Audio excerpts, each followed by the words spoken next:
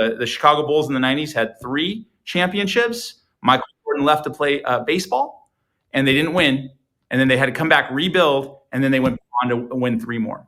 And it's that core team that is the foundation for everything. And once you lose faith in that, once you tell, oh, no, we don't need any of those people. They can all go. We need to upgrade the team. That's the mistake.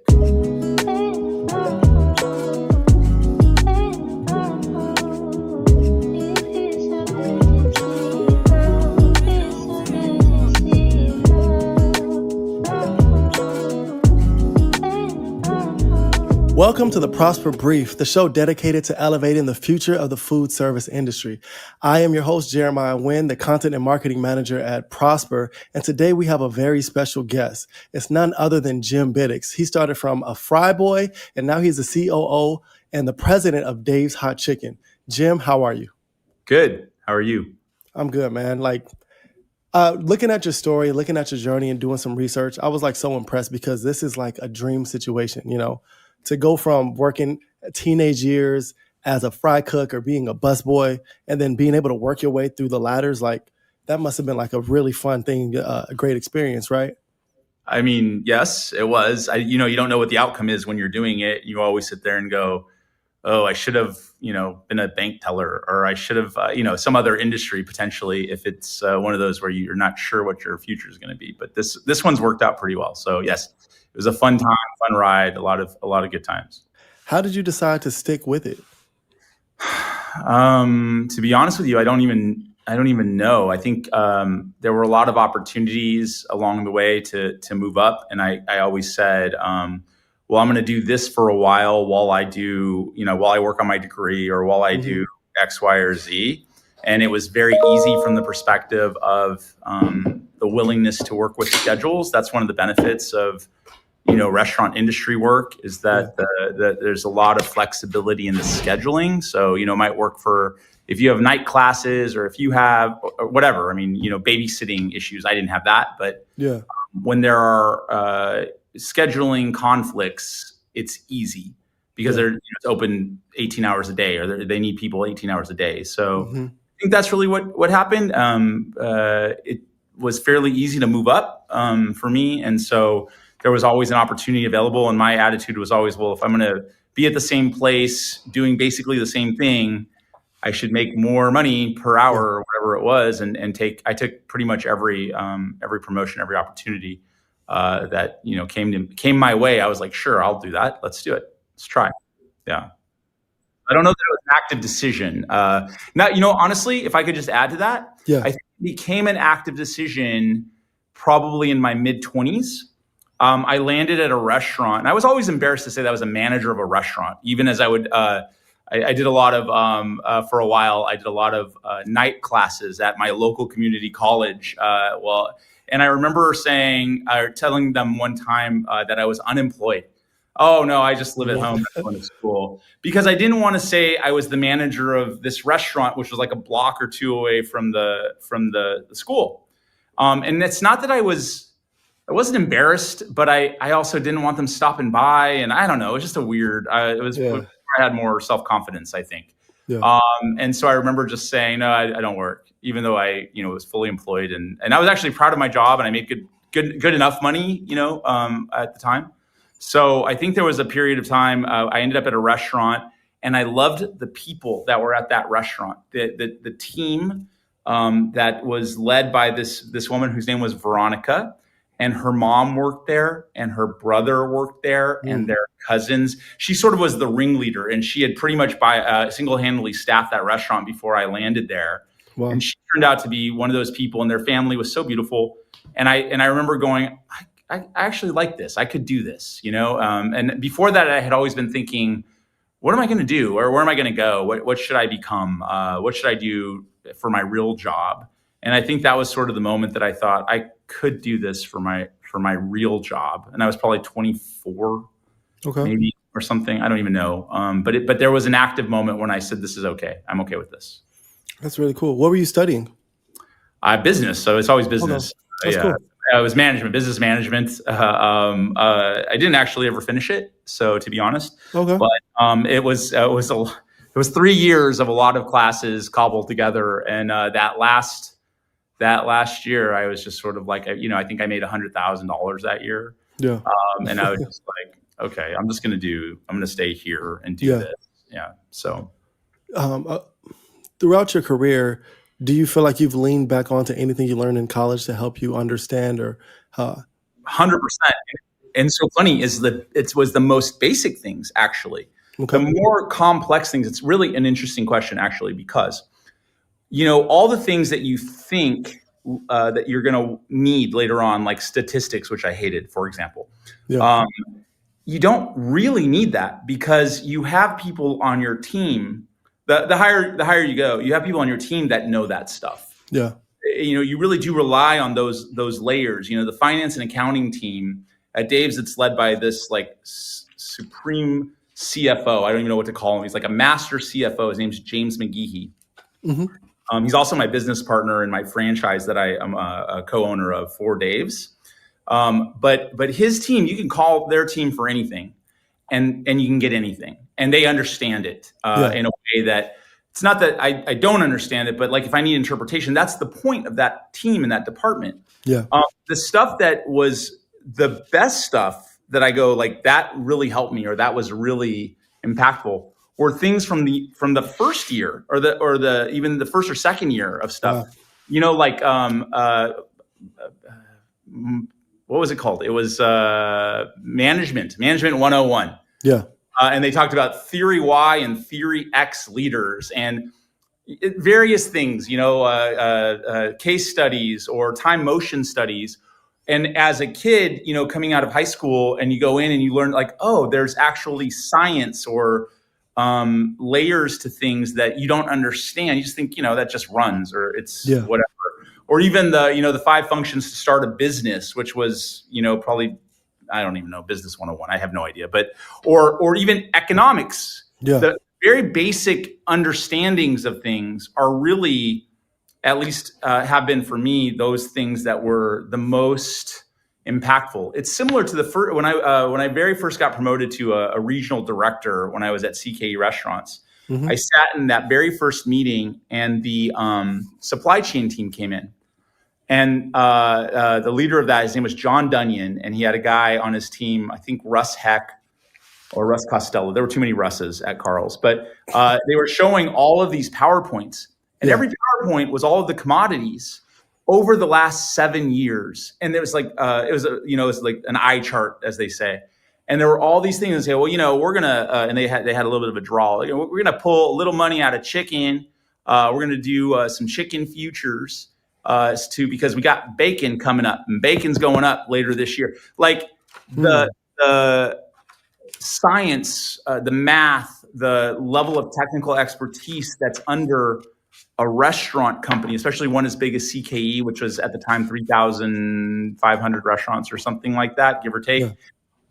I had no idea. I didn't get it. I just thought, you just buy bacon. You just buy chicken, and it's not a matter of strategically managing or moving things around so that you can hit a certain number, and more specifically, so your franchisees can hit their numbers. Yeah, that was learning in the way that employees either have to be forced to work or they really want to work. Like those foundational understandings, or Maslow's hierarchy of needs, which was like one of those things that I remember going, oh, it's really interesting, and it really impacted the way like I thought and how I was. I think at the time, when I very first started doing any of those things, I was like an hourly shift manager for a Jack in the Box at that time, like when I was 18. And I remember like applying a lot of those things to these shifts where, I had like four employees or 6 employees, and sort of the way I approached it was totally different based on that very basic understanding or training or some of those very early learnings. So any of those things I would go back to and say those were really impactful. Another one was the very first marketing class. It was like Marketing 101 that I took, and I remember there was a workshop or a team project, and we were selling peanut butter. And when we were selling peanut butter, you're in teams of like 5 or 6 people, and you have to decide, on the 4 Ps of like, placement, promotion, product, all that. You have to decide how much money you're going to put into in grocery store promotions versus advertising versus whatever. And the advertising number was so large that I remember thinking we shouldn't do that. We'll do everything. A lot of purchase is done at the store. They see the peanut butter and they buy that peanut butter, and you have more money to spend on like discounting it, the pricing strategy of it. And we came in dead last on my advice as I was the team leader.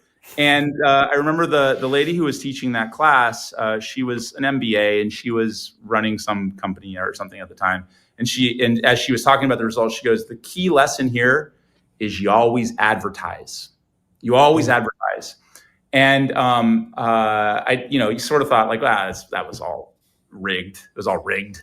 But what I've learned in the last however many years it's been now, since that 32 or 33 years, is advertising really does work. That's why it continues to be a thing. And advertise. You always advertise. That's a rule. And so those early foundational things I can still point to today and say that was a really good one. Accounting, which I think I got the worst grade I've ever gotten, like a C or something. But I have a team that does that. Yeah. So I need to understand it, which I do at a very rudimentary level. Like, don't ask me to do the journal entries and all that. Like, that killed my brain. Like, I go, this is silly. This is a waste of my time. But all the other stuff was very impactful. But it was the early stuff better than the later stuff. Wow, that's really interesting, because it almost like it sets the foundation. Like, because I remember I went to college, right? And like the first year, it completely transforms the way you think about life. They question your beliefs. You have to fight to believe. I mean, I went to a philosophy class, and I'm a believer. And the first thing said was, God is not real. And then we have this debate, but it's like a wake up call to understanding the world is bigger than the small box that you come from. Right. So I think that's really cool how to this day, I took business classes. I could not tell you what I learned in my business class. Yeah. But the fact that you still hold on to it right now, it's like, wow, it's so impactful. That's really great. Well, let me add one more thing too. I was when that was going on was, I think, the very first year. So I was really fortunate and also really stupid.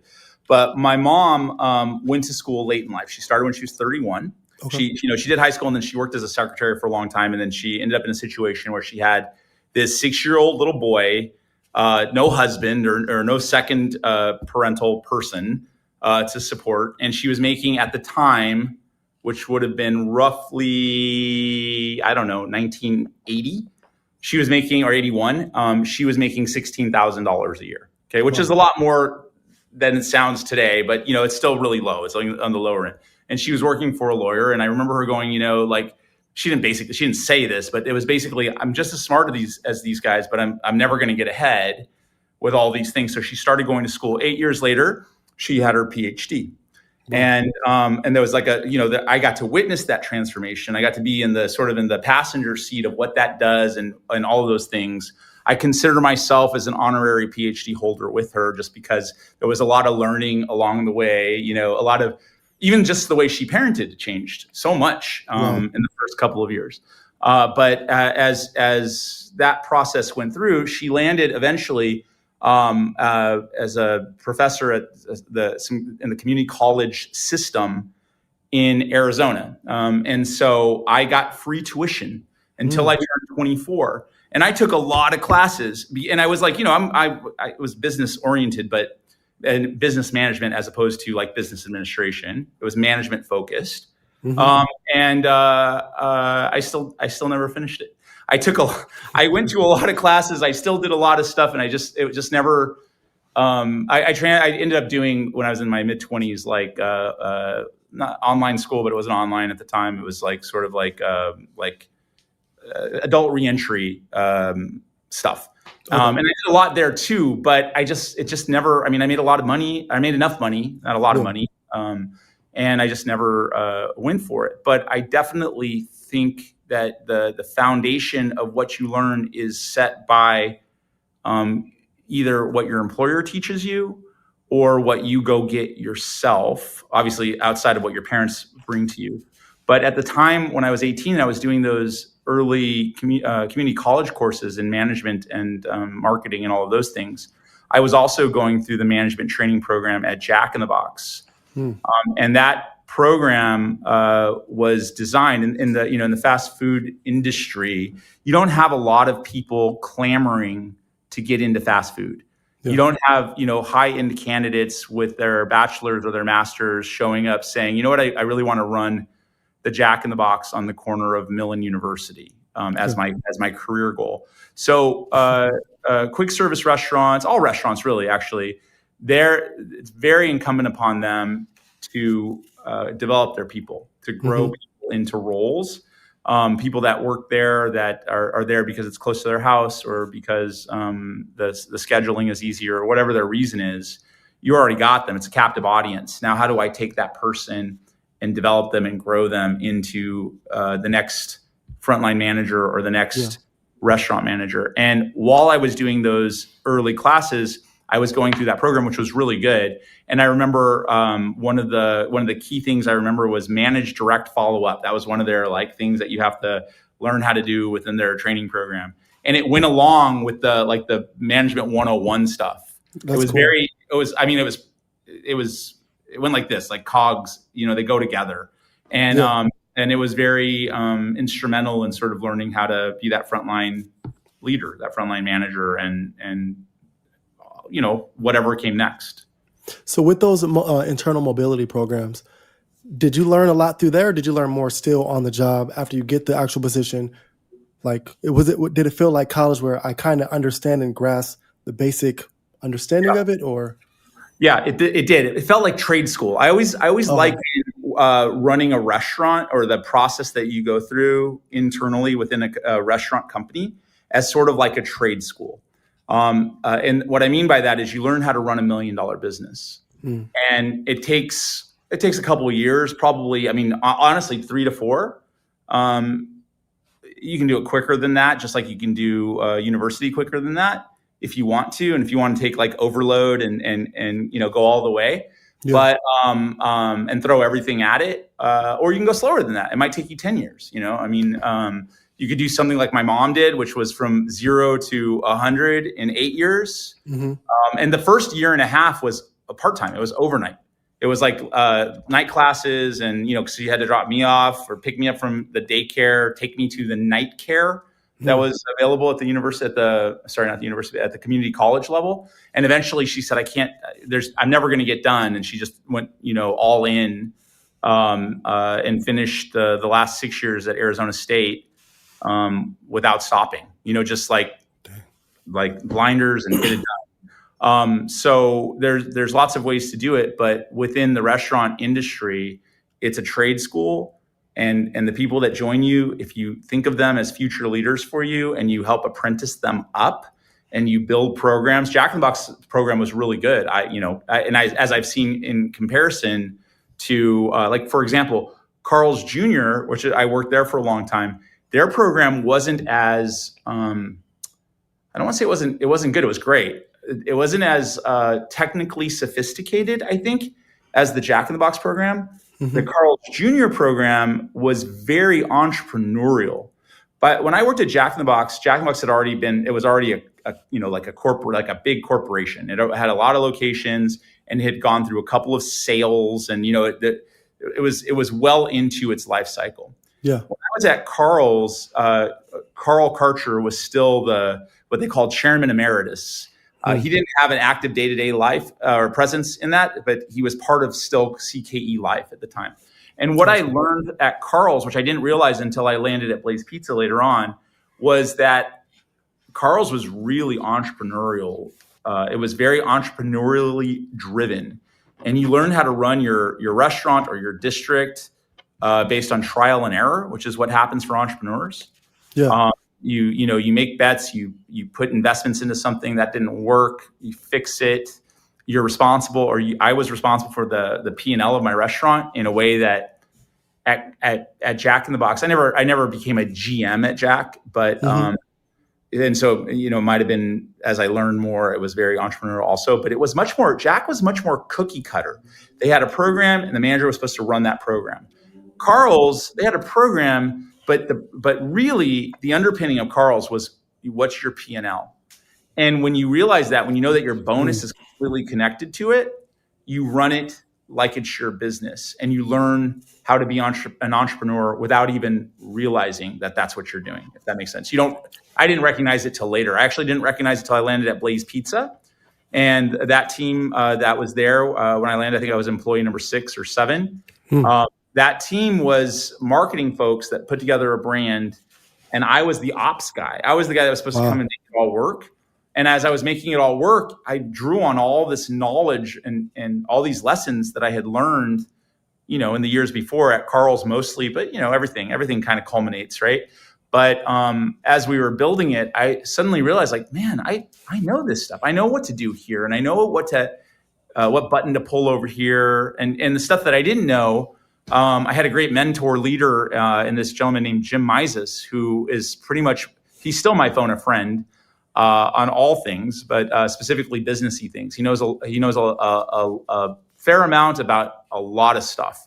And so I learned a lot from him also. But yeah, it's so interesting. Your point earlier about the foundational stuff and then how it leads to the other learnings. It's sort of like kindergarten, right? Yeah. You've seen that meme that says, everything I ever needed to know, I learned in kindergarten.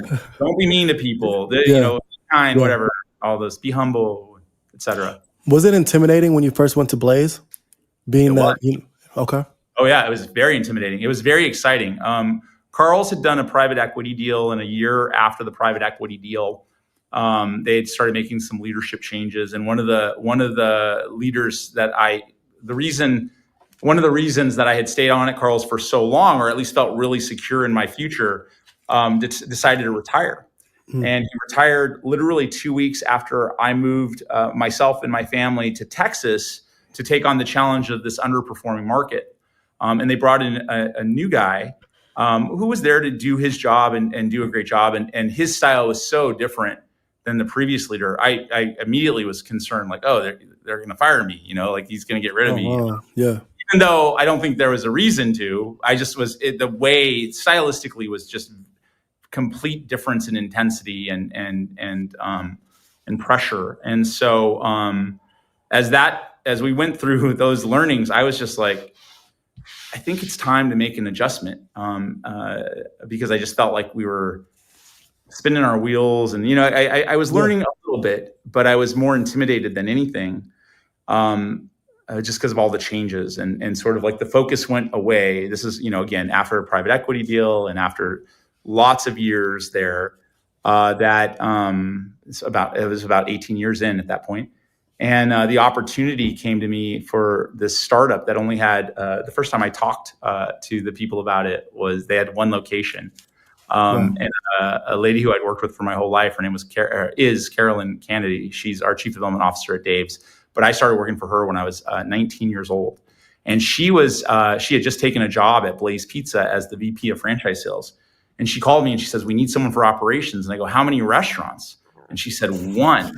And I go, 1? I go, okay, well, I've got 3 kids and, there's no, and where in California, what's the name of it? Blaze Pizza, never heard of it, and she goes, no, Jim, you don't understand. We're going to start franchising and there are going to be hundreds, if not thousands of these someday.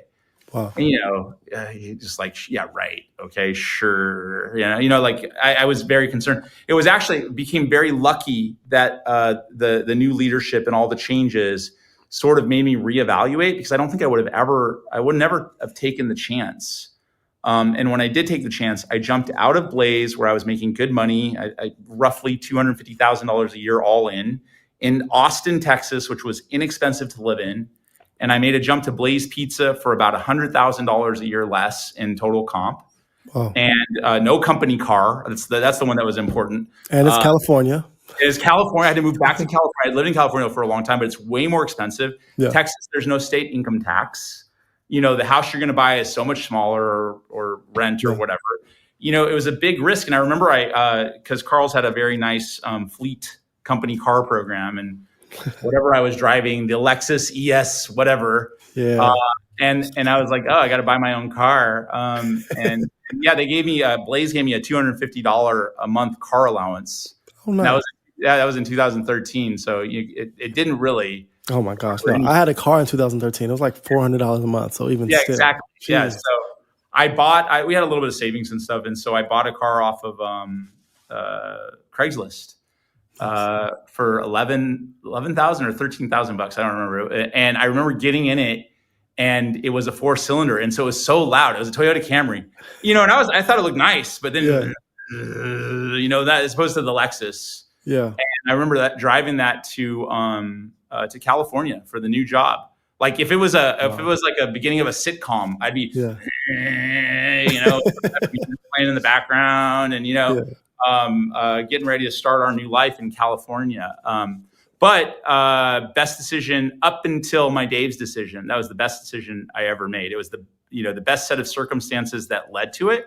Yeah. So I don't think I would have changed. If my boss had never retired, I would have never left until they fired me or closed it down or whatever. But so it led me to the Blaze Pizza experience, and saying yes to that was crazy because there was, at the time when I said yes, there were 2 locations.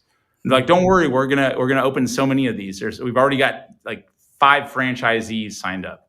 I'm like, okay, great.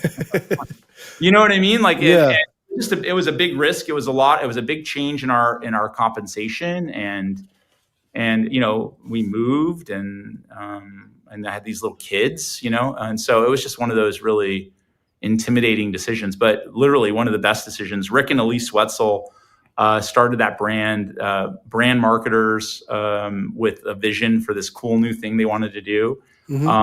And they brought all of the early people in as sort of like, I don't say like, we weren't co-owners, but they treated it like you own ops. You figure out how we're going to roll these out.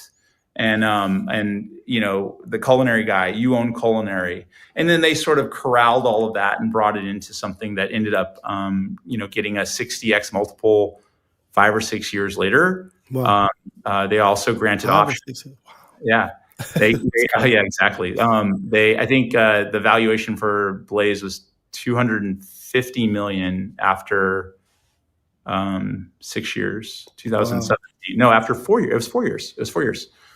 They started it in 11. Let's call it 2012, and I joined in 2013. And we did that deal in 2017. And they had granted options to the early people, so I got a little bit of money out of that, nice. Which was very cool. But that was also sort of transformative because you don't realize that you're going to have that option or that ability to do that, and that wouldn't have happened at Carl's either. Yeah. So it was a great opportunity. I learned so much. Really great people. That also, once they did the private equity deal, as what often happens with private equity, things change. Mm-hmm. So the founding team, not just the founders, but all of us that came in with them, that they brought in, there's a lot of transition, and it's just the way it goes. But also, go ahead. No, I was just going to tell you that was the best that happened too. So that whole transition and all the change led to me taking the job at Dave's, wow. Which has been like, for sure, up to this moment, the best decision I ever made in my life, other than marrying my wife and having our family. So we have to say that. That's a must say. Even if I was divorced, I'd have to say that. That's funny.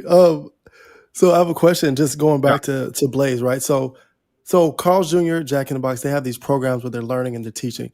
Now you get to Blaze and you really have to apply everything that you've learned. Not only that, but now you're scaling up a business. So they have a vision, right, for what, 300, 400, thousands of concepts or thousands of locations. So now you're taking what you've learned, you're applying it, and now you have to not only apply it that you were doing at multiple different states, but you're applying too much into something small, but you need it to grow as well, right? Yeah. So what was that like as far as like just the different systems you were putting in to help grow it, and then also just maintain the growth and all that? Yeah. It's a great question. It's sort of similar to like another experience. I'm trying to think of a really good example or a metaphor of like, you set out to achieve X goal, whatever that goal might be, like win the state championship or whatever, and then you just keep hacking away at it. Yeah. And then one day when it happens, you look back and go, "Holy crap! How did I do that?" And you realize that it's the culmination of all these different little pieces that you kind of strung together to land there. It requires a lot of people, a lot of teamwork. My right-hand person came with me from Carl's to Blaze. His name is Juan Lopez. We still work together. He's my senior vice president of operations and training here at Dave's. He'll be a future COO or whatever. I mean, he's a machine. He's great. We went to Blaze together and started creating training materials. There was a lady there already. Her name was Vivian Neubauer. She went on to do other things, but the three of us worked tirelessly to stand up a training program. When I started at Blaze, let me show you. This was the training manual piece of paper. I'm not kidding. There was a Chef Brad Kent, and this was like his recipe, all the recipes, if you know what I mean. Yeah. They had it tucked away in between the water warmer, and the side of it at the wall. Wow. And I was like, okay, so we have to turn this into like a brand blueprint, if you will, or not the brand itself, but the blueprint for how you're going to run one of these. Yeah. And how you're going to make this thing kind of go. And that was, like I said, we needed a lot of people. There were a lot of contributors along the way. We had a picture in our mind. Juan had come with me from CKE. It was his first job. So he was sort of, steeped in that world and knew like all the training materials and all the processes and things. Vivian was from Buffalo Wild Wings. And so that was a franchise oriented concept that had opened a lot of locations. And so the three of us sort of mind melded and created the approach for Blaze and how we were going to grow that together. And then along the way, we added a lot of people that had worked with us at either of those two concepts to help grow the brand. And I think we opened 10 locations the first year. I think actually we opened 8. We landed at the end of 2013. We had 10 locations. When I left, there were roughly 372, and that was in June of 2020. What is the biggest lesson you learned from Blaze that helped you when you went to Dave's? I don't know if there's a biggest lesson. All the lessons from Blaze thrown into one bucket together, shaken up, and then getting to come and do the exact same thing that we had all just done at Blaze, and immediately applying it at Dave's was key to how fast we were able to get going at Dave's. You already know the pitfalls. You already know what didn't work. Yeah. So you skip that, the things to adjust or change. Bill Phelps is our CEO at Dave's. He had already gotten started. He and his son and his godson discovered it and turned it into a franchise concept. He had done Wetzel's Pretzels before. Mm-hmm. He was a founding investor of Blaze Pizza. And then he retired from Wetzel's and came over and took this concept, these guys they found in a parking lot who had been able to open 2 locations at that time. And they turned it into a franchisable thing. Yeah. And they started that company. And when I landed here, there were a lot of things that they had started, but there was a lot still yet to do. Yeah. And I was able to bring almost the entire Blaze Pizza team. Like I had mentioned earlier, Blaze had gone through a private equity deal, and there had been a lot of leadership changes. And this statement got made somewhere along the way that got repeated, which, by the way, is wrong. It's not a true statement.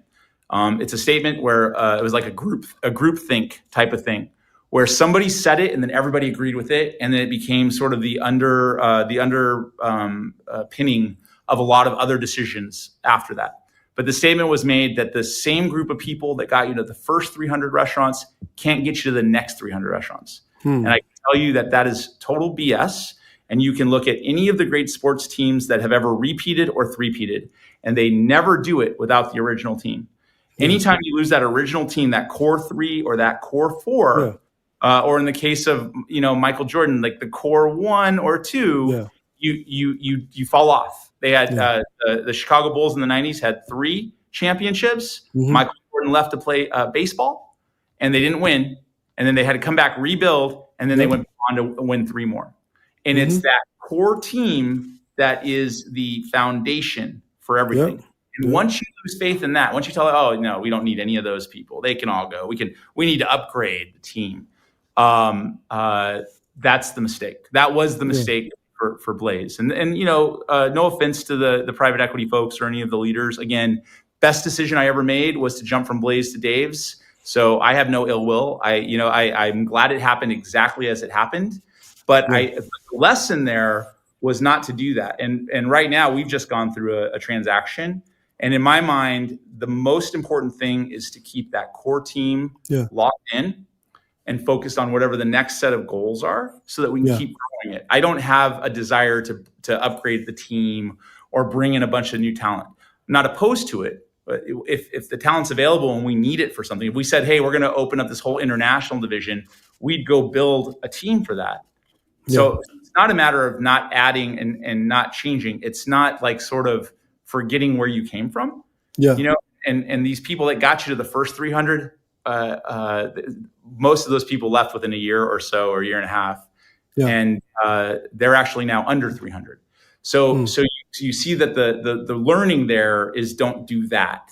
Don't sell your soul, or don't just remember where you came from. Remember how you got here, and don't lose any of that. And I think that's really an important lesson for us as we move forward. And I feel like that's just a misconception just from every facet of life. Like, we always feel like you have to get somebody new. Like, if you go to the next stage in life, you have to change. Like, no, if you're stagnant, you may have to reevaluate and make some changes that are going to be necessary to your career, to your journey, to your life. But if you're actually growing with this set of people, with this group, why make the change? Why not make a sacrifice to keep each other together? And that's what I love about, like, I used to watch The Last Dance religiously, like, and it's because you see just that sacrifice that was made, like the second three-peat.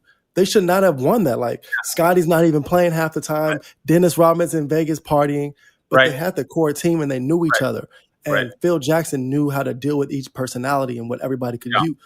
So it's like, to see that, like, the way that you not manipulate, but the way you utilize and cultivate the team is so necessary, especially when you get to where you're trying to go, Have you ever read, is it 11 Rings?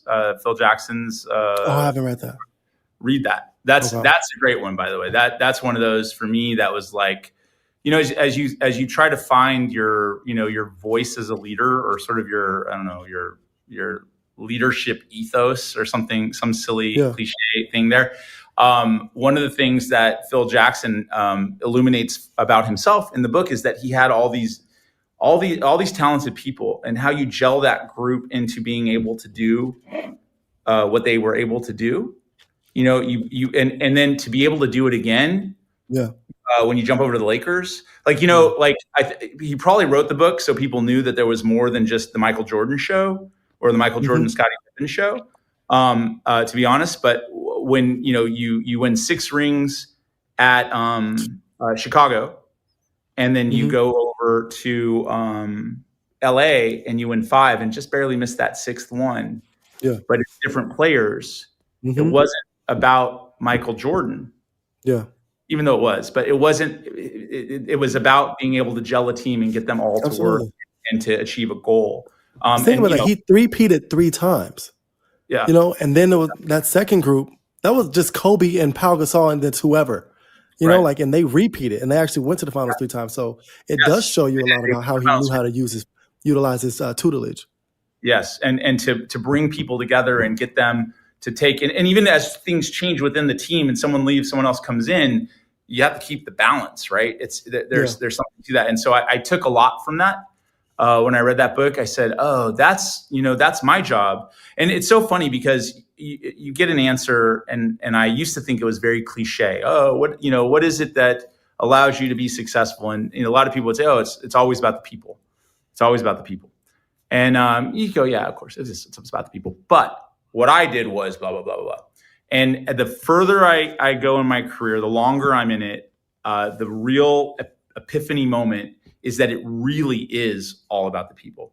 The people on your team, the people that keep it running when you're not there, or when you're, like that ability for that to occur is about the people you choose and their love of the company or the organization, or, all of those things is more and more true I think for the further up the ladder you go, as I've seen or as I've witnessed, and I'm a true believer in the people thing now. I was always about Yeah. people, but it's It's real. so apparent Hmm. the further you go up.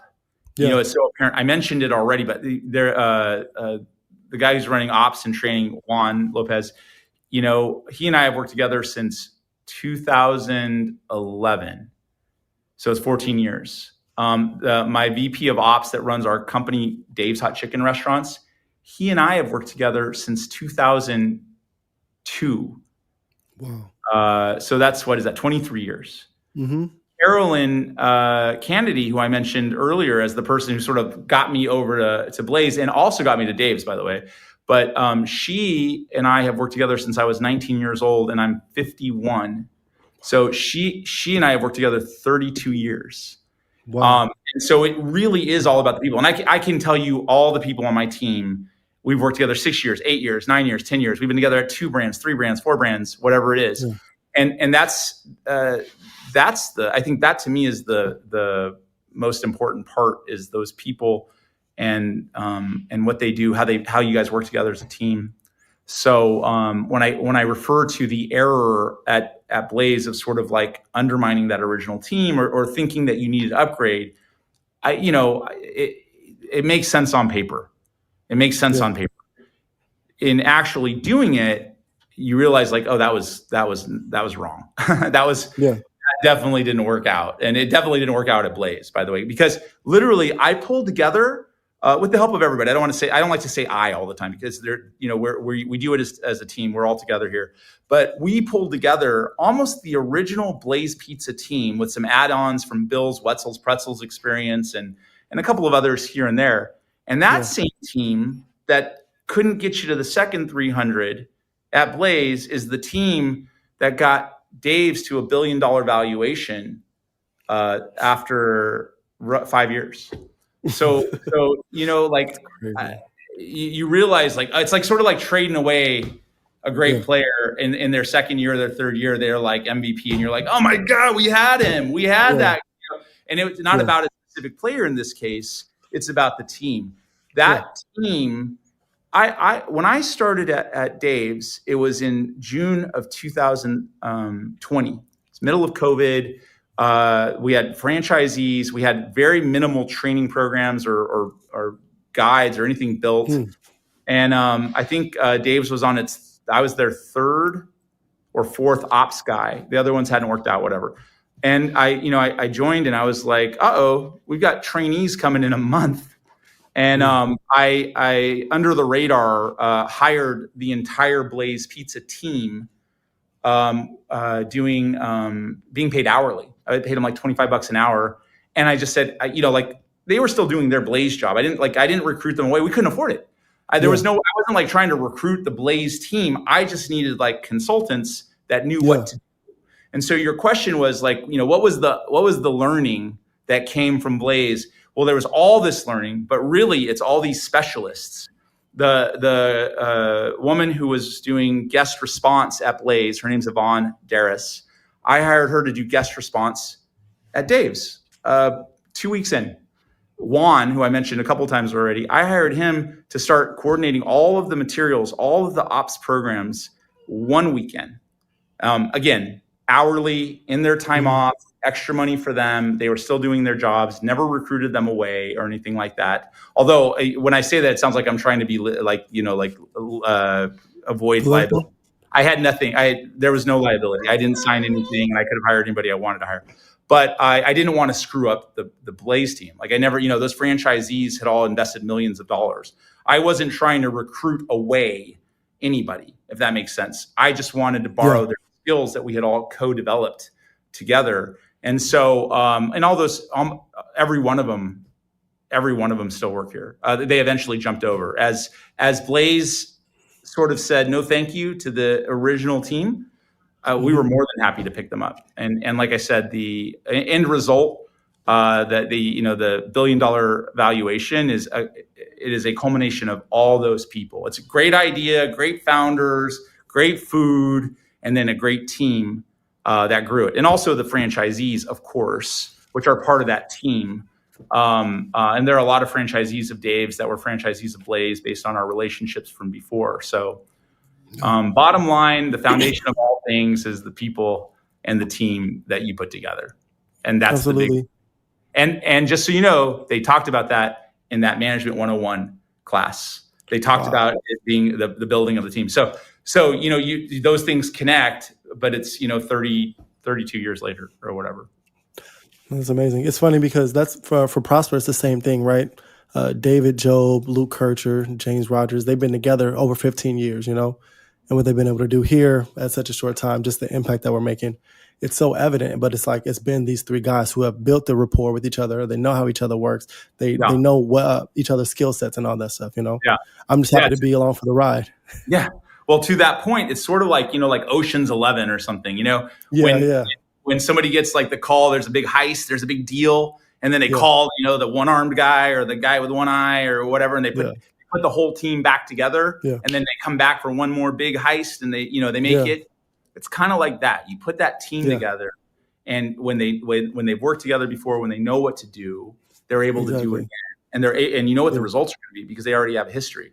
So the idea of the team that got you the first 300 can't get you to the last 300 or to the next 300 is officially debunked.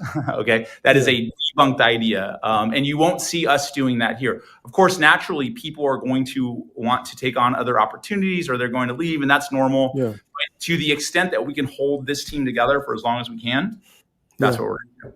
That's awesome. So how do you get it? So what do you do differently to get it to $2 billion valuation? Growth, more and more locations. I mean, we're very focused on continuing the growth. We have about 85, 87 franchisees currently in the system. They all have development deals. I think we have something like roughly right at this moment, roughly 1,200 commitments. Of those 1,200, 350 are currently open. So that's another 650, 750 coming. Domestically and a little bit internationally, but we're actively looking to drive a lot more growth internationally. Carolyn, who I mentioned earlier, she's our Chief Development Officer. She was president of International at Blaze Pizza. She's leading that effort. We just signed a deal for 6 countries yesterday. I want to say yesterday. Yesterday. Yeah. And so thank you. And that's going to be the new march, is a lot of international, a lot of non-traditional stuff. We opened a site at the Miracle Mile Shops in Vegas earlier this year. We've got the Harry Reid Airport also in Vegas that opened just a month ago. And so there's a lot there. Carolyn leads the development team. And she's got Shannon Swenson, who's our VP, SVP of franchise development, and Dannon Schiff, who's our SVP of real estate. They work hand in hand, and they've built this amazing pipeline of restaurants and real estate. And then we've got a SVP of design and construction who worked with us at Blaze. Also, her name is Tiffany Vassos, and she and her team, including another guy from Blaze, Wassily Demichow, like all these people sort of crazy. And they came in and they just started doing it. And here we are. So what are we going to do to get the next billion? We're going to try to hold this team together for as long as we can. Again, there's going to be natural growth and change, and that's okay. But to the extent that we can hold it together, we will. And then we're going to just keep doing it. We're going to keep plugging away at more franchise commitments and more franchisees, and just grow. We should, by the end of this year, right now we're at 348, I think, as of Thursday. We open on Thursdays. So every Thursday, the number goes up. Sometimes it goes up 2, sometimes it goes up 5. So forgive me. We're roughly 350 today. And over the next 3 or 4 months, there'll be another 50 to 75 locations open. It's all driven. Franchisees drive the construction process, not us. So what ends up happening, though, is the last 6 weeks of the year, they burn through to get done because it's the end of the tax year. And so to accelerate depreciation and to make sure that they don't have to pay as many taxes as they might have to, especially on the Dave's, because it's pretty profitable, you end up with a lot of, I don't say last minute openings, but there's a huge push. Quarter 4 is always our biggest quarter for new restaurant openings. And Yeah. so the number is roughly 425 by the end of the year open, I'm guessing.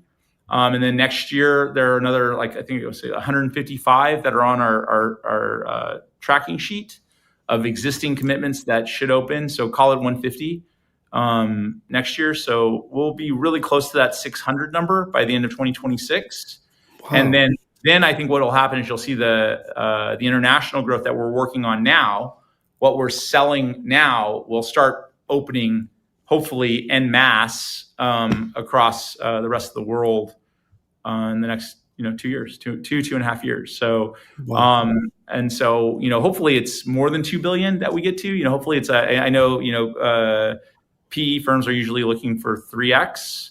So we got to get to probably 3 billion or maybe 3 billion plus a little cushion, 3.5 billion. But there's no exit strategy. There's no plan, or not yet, at least, in terms of what the big picture goal is. Roark Capital, who's our new investor, they do it both ways. They've had some really successful IPOs, and they also have some really successful legacy portfolio brands that are still in their portfolio.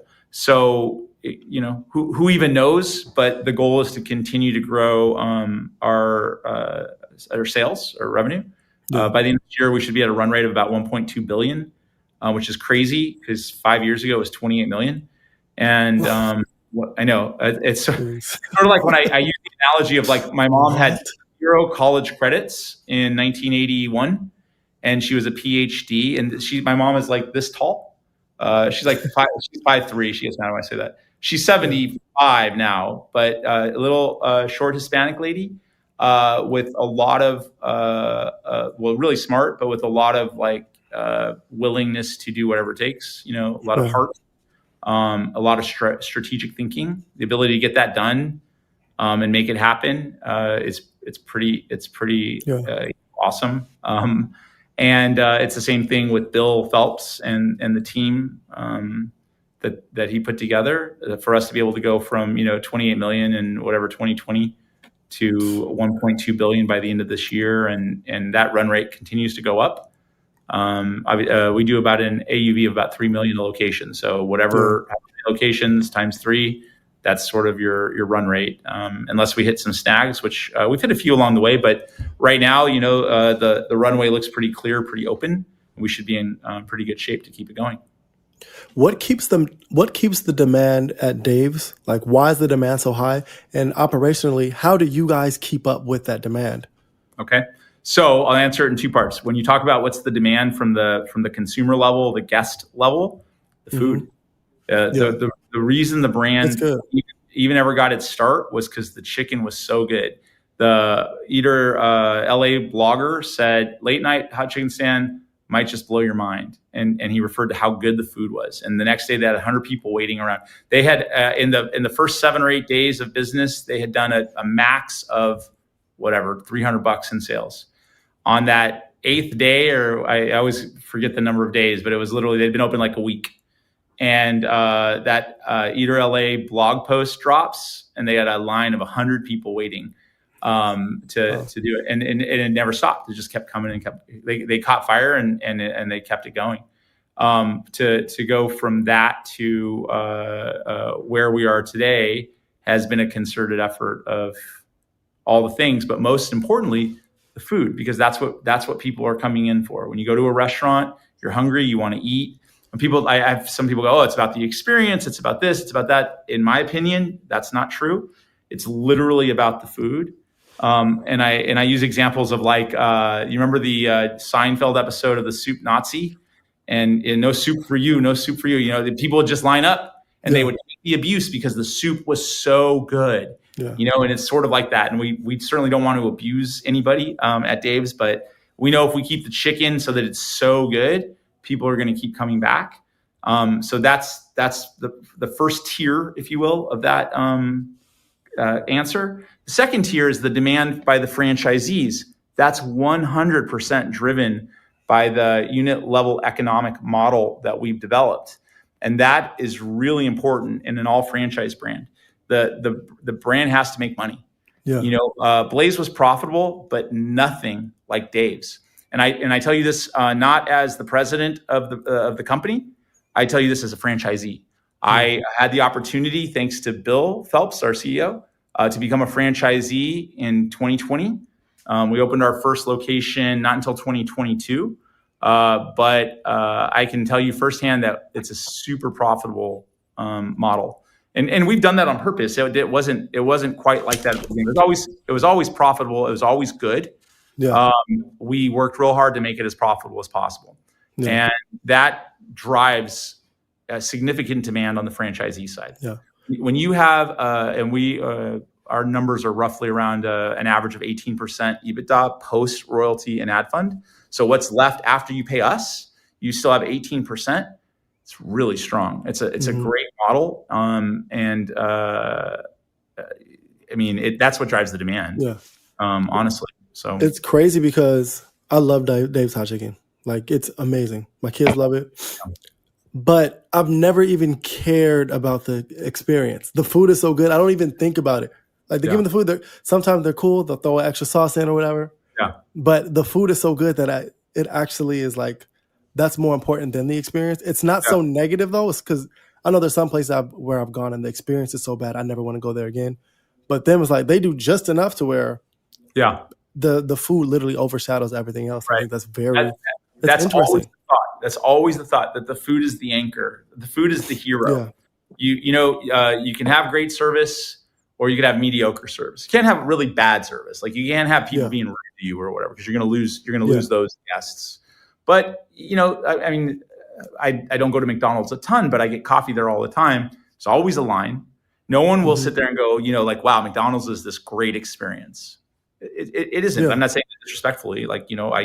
I frequent McDonald's. One of the funniest pieces of research that I ever saw was at Blaze, when they were trying to do sort of an assessment of who comes to Blaze. What's the customer makeup? What's the customer profile? And the most correlated group of consumers that frequented Blaze were McDonald's guests, and that's probably true. It's probably true of every brand. Do you know what I mean? Because everybody goes to McDonald's.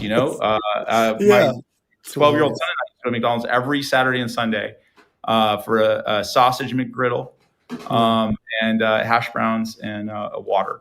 What kind of stat is that? Who did that study? Like, I don't even remember. Does that narrow anything down for you? Like, no, so you have to throw that out. That actually pops up a lot. Chick-fil-A pops up a lot too. Yeah, so you throw those out, and then you find the right cohorts, and you go, okay. Gotcha. Actually, like, one of the research pieces that we heard early on at Dave's was people that frequent Jersey Mike's also frequent Dave's a lot. Okay. And we sort of landed on, okay, that's maybe price pointy. Like, Jersey Mike's isn't inexpensive, if that makes sense. And I think, so that one was one of those where you go, okay, that's an interesting sort of stat. And it really does help you understand the fast casual segment and who's in that versus a QSR type of a brand. Gotcha. So there's a lot of interesting stuff when you start digging into the data. But going back to my earlier point, thankfully you have people on your team that can interpret it for you, and they tell you, okay, absolutely, what that means is this, and so you go, okay, got it, and then you can help. You can make decisions as the leader or one of the co-leaders of the brand and the company that hopefully leads you to more success. All of the decisions around driving franchisee demand are all around that ROIC. James and I have worked really hard to protect that, to keep that going. And it's sort of, he says that's the number one thing he does, is protect the ROIC of the brand. And that is literally the engine of growth, because franchisees, if it's going to cost a franchisee $1 million, or I'll use easier math, 1.2, our build out's all in, it's about $1 million, $1.1 million at the most. Okay. But I'll use 1.2 just because the math's easier. If it's going to cost me $1.2 million to do a Dave's, or I can do 3 yogurt lands, or maybe even 4 yogurt lands. I don't know what yogurt land is, but let's say it's 400,000. Mm-hmm. I would rather do, and they all will make $250 a year, bottom line. I will end up going with potentially I'll end up going with 3 Yogurtlands for the same investment, for the same capital up front, unless Dave's is going to return such an outsized number that I'd much rather have the Dave's or the Blaze or any brand. And, franchisees are investors; they're looking for the best return on their money, and so as long as the return is strong or very strong, they're going to keep doing them.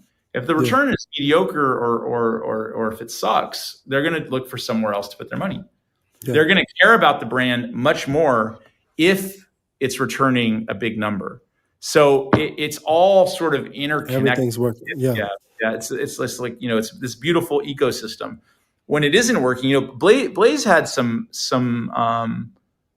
headwinds on the profitability side. It was profitable, but it wasn't like, oh my God, profitable. It wasn't like, oh, this is so good.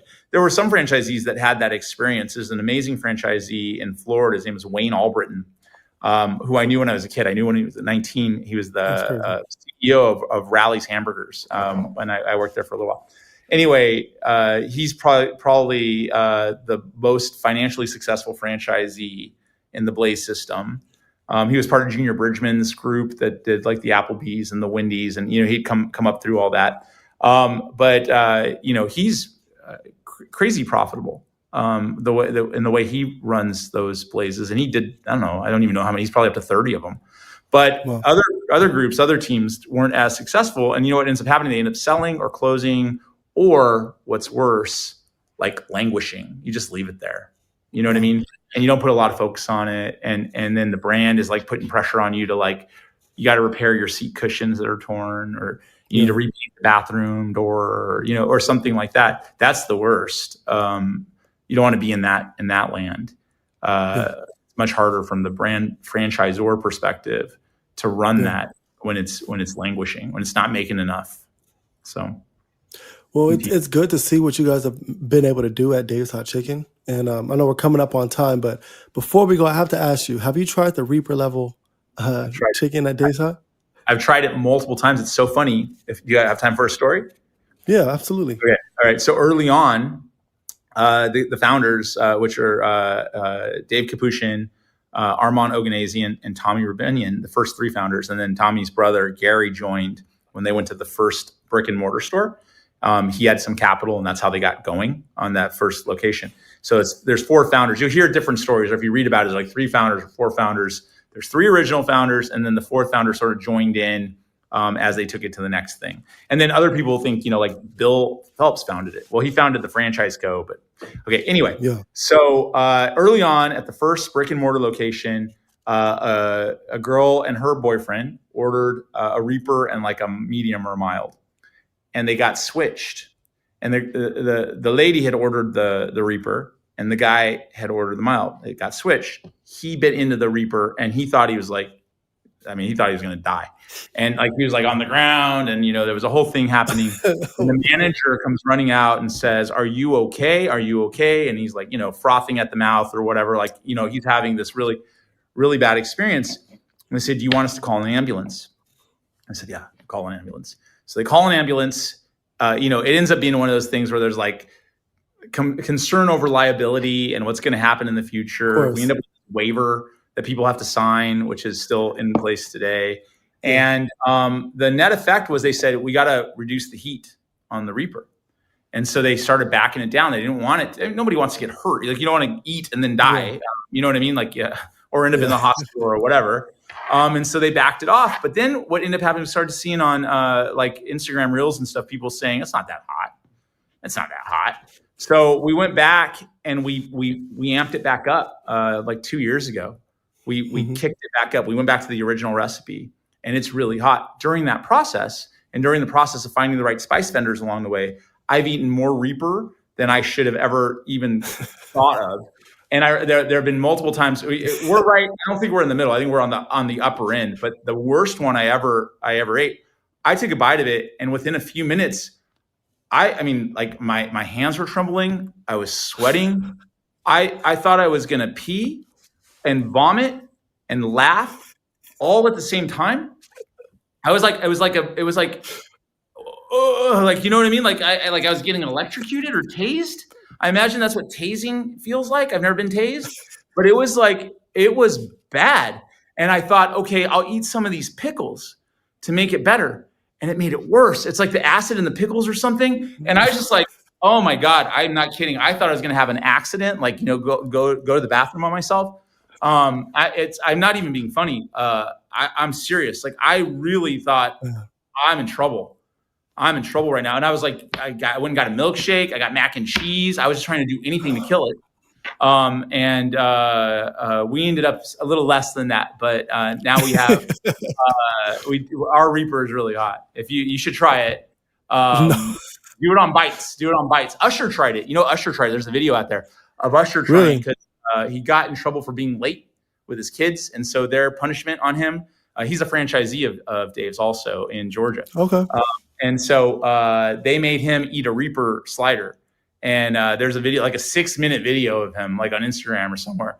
Maybe it's on YouTube now, because it's probably not on Instagram. But of him going like, "Oh my God, that's hot, that's hot, that's hot, that's hot." Yeah. And I don't even think that was the hottest one. I don't think that's when he did that video. It was when we were still on the lesser formula. So we'll have to get him to do it again one of these days. So that's cool.